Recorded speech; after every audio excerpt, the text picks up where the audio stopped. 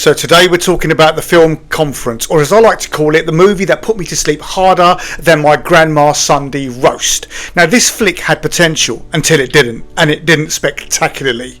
The plot. What plot? Now the story is supposed to be about some big meeting, big ideas and big drama. But all we got was some small conflict, tiny stakes and zero momentum. It's like watching wallpaper dry, but less exciting. Now this one's a serial killer movie set at a corporate retreat that somehow manages to be boring and predictable at the same time. You heard that right. The premise sounds promising. A killer on the loose, tension, mystery. But the execution, it wanders aimlessly, like it forgot it's supposed to be a thriller. The scenes, they drag on. The stakes never feel real, and by the time anything remotely suspenseful happens, you've already stopped caring. Trust me. Now the characters, they're forgettable. There's a cast full of people who are supposed to be interesting or at least annoying enough to watch, but instead they're just there. You see, you don't connect, you don't fear for them, you just wait for the next death, because honestly, that's all that matters here. And the kills, they do exist, sure. Some of them are visually creative, but they're sparse and they're poorly built up. They don't carry the tension the movie so desperately needs.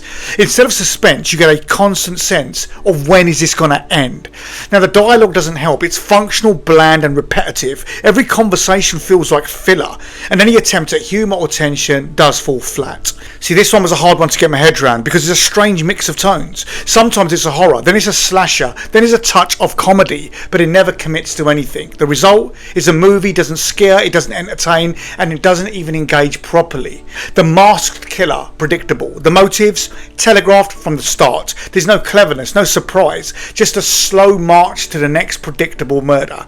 Now honestly, the only things this movie does well are visual, the occasional creative shot, and the masked killer looks, well, memorable at least. And that's it. Everything else, it's hollow, it's bland and it's forgettable. Now the Conference is like a corporate slideshow with murder sprinkled in. You know, the kind where you start checking your phone halfway through and wonder why you're still here. It promises suspense and delivers monotony.